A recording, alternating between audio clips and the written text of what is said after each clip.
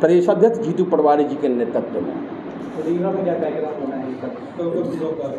रीवा में कल कलेक्ट्रेट हम लोग बाईपास होके रतहरा बाईपास होके लगभग 12 बजे के आसपास सारे कांग्रेसी गण, किसान साथी और जो किसानों की यूनियन है, जो भी हमारे एसोसिएट्स हैं, और यहाँ तक कि जो इंडिविजुअल किसान भी कई सारे संगठन हमारे संपर्क में हैं, हम लोग ट्रैक्टर के द्वारा वहाँ पर जाएंगे, ज्ञापन कलेक्ट्रेट का घेराव करेंगे और माननीय जिलाध्यक्ष जी को हमारे पार्टी के पदाधिकारीगण ज्ञापन सौंपने का काम करेंगे। लगभग कितने लोग रहेंगे?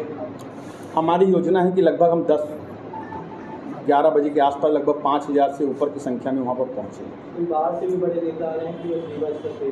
जी, हमारे सराफ जी पूर्व विधायक कोतमा से आ रहे हैं और साथ में कमलेश्वर पटेल जी भी आएंगे, पूर्व मंत्री जी। सभा के माध्यम से पहले कार्यक्रम होगा और बाद में जी हाँ यात्रा करके 5-10 किलोमीटर की यात्रा करेंगे, कमिश्नरी पहुँचेंगे हम लोग और वहाँ पर ज्ञापन दिया जाएगा। कितने बजे घेराव करेंगे? 12 बजे से वो यात्रा शुरू होकर कमिश्नरी जिस में पहुँचेंगे। तो घेराव कमिश्नरी का भी कलेक्ट्रेट कमिश्नरी क्योंकि हर जिले में अब कमिश्नरी संभागों में ही रहती है और जिलों में कलेक्ट्रेट रहता है, जो निर्देशानुसार तो कलेक्ट्रेट होता है, पर जहाँ पे कमिश्नरी है तो कमिश्नरी। उसमें कस्टम ड्यूटी 17.5 लगाई जाती थी, तो उन्होंने चूंकि आने जाने में जो वहाँ बिचौलिए हैं, जो देश के व्यापारी हैं, उनको कष्ट न होने पाए और पाम ऑयल की संख्या तादाद ज़्यादा है, तो उन्होंने 17.5 की ड्यूटी को घटाकर 13.25 कस्टम ड्यूटी कर दी। और सोयाबीन जो क्रूड ऑयल हो, जिसको रफ ऑयल कहते हैं अपन, जिससे बना के जिसको प्योरीफाई करके तेल बनाया जाता है, तो उस पर सारी ड्यूटियां हटा दी गई। मात्र उसमें एजुकेशन और इंफ्रास्ट्रक्चर का 5.5 जो बहुत ही बेसिक टैक्स होता है कस्टम ड्यूटी के नाम पर, 5% कोई टैक्स नहीं होता। ये टैक्स बढ़ना चाहिए, पर किसानों के उपयंत्रों पे, चाहे वो ट्रैक्टर हो, उस पर 12%, साथ में हार्वेस्टर और अन्य चीज़ों पर 12% का इन्होंने टैक्स लगा रखा है।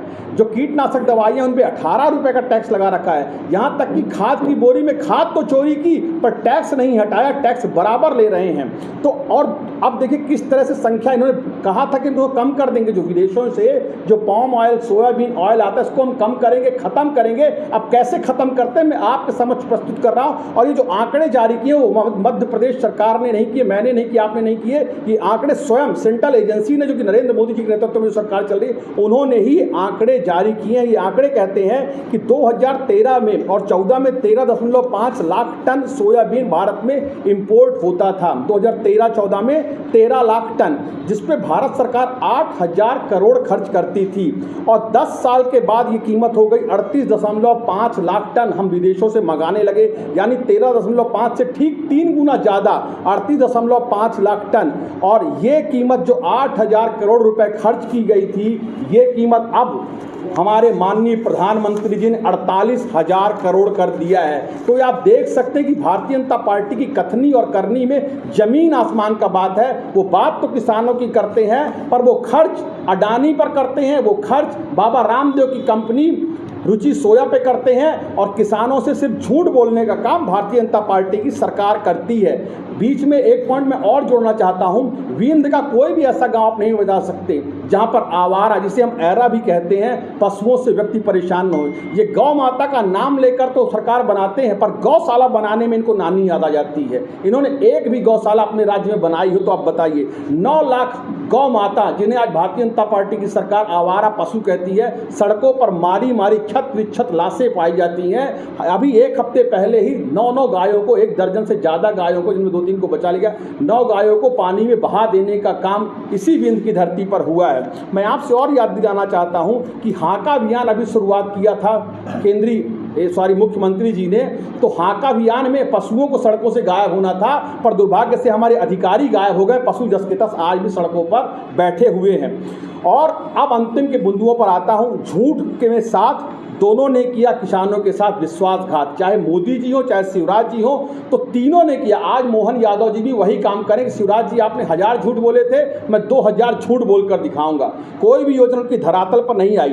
अप्रैल 2023 में यही विंध्य की वो धरा है, यही वो रीवा शहर है जहाँ पर पंचायत सम्मेलन हुआ था, और देश के माननीय प्रधानमंत्री नरेंद्र मोदी जी की उपस्थिति में हमारे तात्कालिक मुख्यमंत्री शिवराज सिंह चौहान ने अपनी ही पीठ खुद ही थपथपा ली थी कि हमने मध्य प्रदेश में किसानों की आय दोगुना कर दी है। मैं उनके समक्ष आंकड़े प्रस्तुत करना चाहता हूं कि आज जो 2015-16 में किसानों की आय 9,740 रुपये थी, जो कि 2022 आते आते 8,339 रुपये ही रह गई, यानी लगभग 1,500 रुपये किसानों की आय में घटने के बाद भी मैं धन्यवाद देता हूं वर्तमान देश के कृषि मंत्री और तात्कालिक मुख्यमंत्री को कि क्या साफगोई से आपने झूठ बोला है। तो कहा जाए तो ये दोनों मिलजुल कर जनता को गुमराह करने का काम करते हैं। मैं इस बात पर भी सरकार का ध्यान हमारी कांग्रेस पार्टी आकृष्ट कराना चाहती है कि पहले देश की जीडीपी में कृषि का योगदान 70 से 75% था। आज भारतीय जनता पार्टी की 10 वर्षों की सरकार में जीडीपी का प्रतिशत 50% से भी अधिक कम हो चुका है जीडीपी। और देश की तो बात आप छोड़ दीजिए, मध्य प्रदेश में ही 1 करोड़ रजिस्टर्ड किसान हैं, जिनमें से 48% सीमांत किसान हैं, जिनके पास 1 हेक्टेयर यानी कि 2.5 एकड़ से कम का रकबा है, और 28% हमारे पास ऐसे किसान हैं जिनके पास 1 एकड़ भी ज़मीन नहीं है। कुल मिला के मध्य प्रदेश का हो या पूरे देश का किसान हो, आज खून के आंसू रोने को मजबूर है। सरकार सिर्फ वादे करती है, धरातल पर कोई भी काम लागू नहीं होता है। जो डीएपी 50 किलो की बोरी पहले 40 आती थी 450 रुपये की, आज उसको 10 किलो में काट लिया गया है और अब वो बोरी की कीमत 1350 रुपये हो गई है। बिजली की समस्या से आप सभी रूबरू हैं, किस तरह से लगातार परेशान किया जा रहा है। ट्रैक्टर और अन्य उपकरणों पे सरकार ने 12% जीएसटी लगाई थी, कहते हैं किसानों की हम जीएसटी माफ़ कर रहे हैं।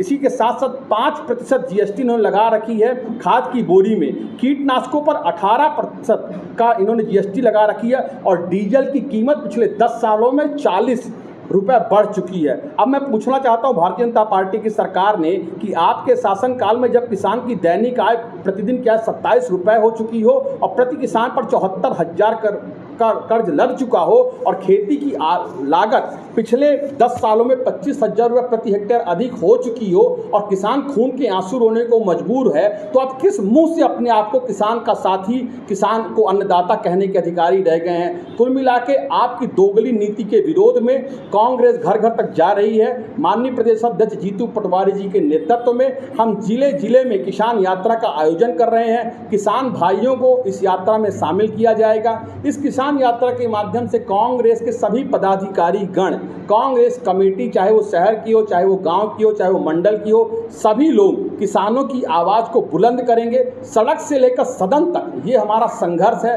सत्ता के विरोध में। और किसानों के जो किसानों को दमन करने की नीति भारतीय जनता पार्टी की है, कथनी और करनी में जो जमीन आसमान का अंतर है, जो किसानों को ठगा जा रहा है, इन सारी कार्यप्रणालियों को, इनका काला चिट्ठा हम जनता तक लेकर जाएंगे और बताएंगे सरकार को कि किसानों के संघर्ष में, किसानों के हर कदम पर कांग्रेस पार्टी जीतू पटवारी जी के नेतृत्व में पूरे प्रदेश में सरकार की नीतियों का विरोध करेगी। और सोयाबीन के दाम 6,000 करना पड़ेगा, इनको एमएसपी 2700 रुपये में